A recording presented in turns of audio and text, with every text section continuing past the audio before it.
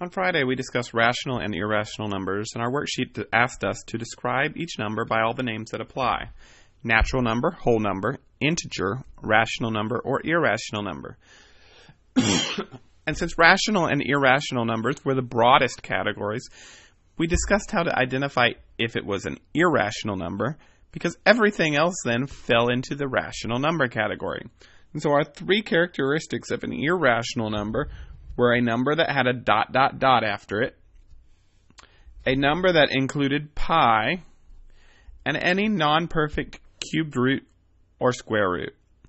And we really won't deal with a lot of cubed roots or square roots, if any at all, until 8th grade math. So the predominant two irrational numbers that you should be looking for are pi and ... Everything else should be rational that you're going to deal with in 7th grade. Number 1 asks negative 4.215. And since that's not a ... and it doesn't have pi, and it doesn't even have a radicand for us to determine whether or not it's a perfect cube root or a perfect square root, we're going to go ahead and qualify this as a rational number. It is rational number because it's terminating. 4.215 doesn't keep going on and on and on. So that falls into our rational number category. We then have to ask, is it an integer? Is it a positive or negative whole number?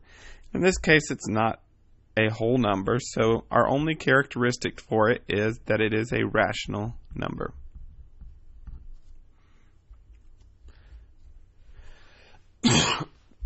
Problem 4 has the number 2, which again doesn't qualify as an irrational number, but does as a rational number. It is an integer, it is a whole number, and it is a natural counting number. So for problem number 2, we should say rational, we should say integer, whole number,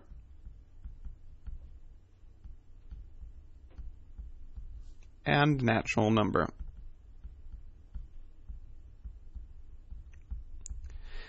And writing out all 4 of these will help strengthen your understanding of what categorizes each number as rational or irrational and its subgroups. We also had a couple of review problems on your homework assignment, like using a number line to simplify. Negative 5 minus 2.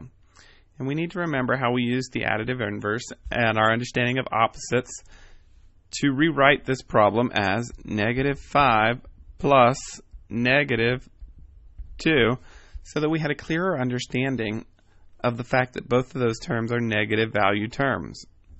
And so if we were to put those on a number line, and I would start up here at 0,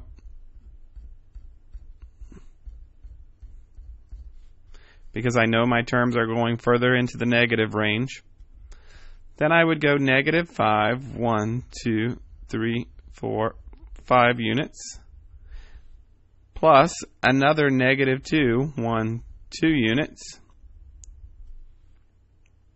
would then put me at negative 7 units. And if I were to label everything here, we would get down to negative 7. So we did our math correctly. We had negative 5 and a negative 2, came to a negative 7 solution. Problem 17 asks for using a T-chart, and I'm not going to solve this one, but I will set it up real quickly. Just as a reminder, we put our positives in one column, our negatives in the next column. So we had positive 25, negative 16. And our rule for the T-chart said if we had numbers in 2 different columns, we find the difference, keep the sign of the larger column, which is really similar to our rule for integers, for adding and subtracting integers.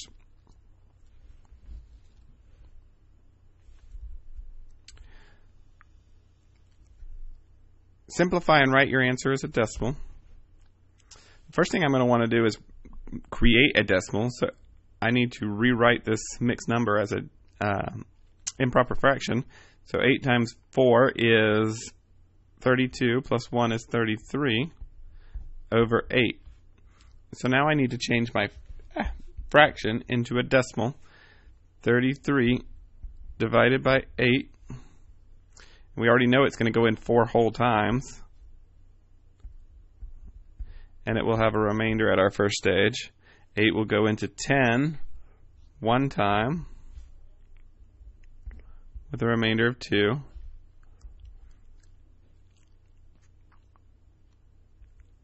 8 will go into 20 2 times with a remainder of 4. 8 will go into 40 5 times. And I apologize for my number getting up here in this over the problem, but we now have 4 point, and remember that we have a point there because our point was here and it carried straight up.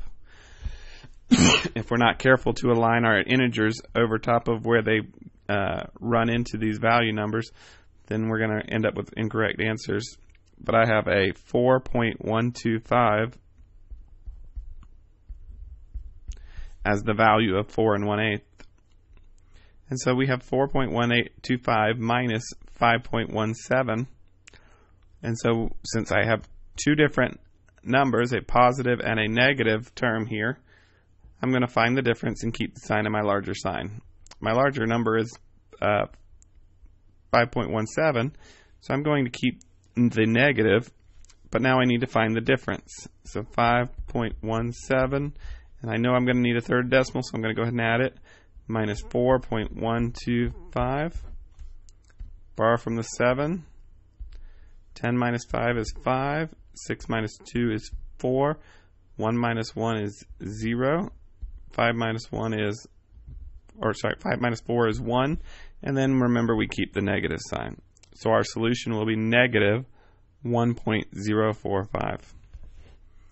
Hopefully this gave you at least a good start on your homework. Many of you actually completed 16 through 21 in class following the in-class stuff, but hopefully you were able to complete the others. If not, we will answer questions tomorrow in class. Thanks.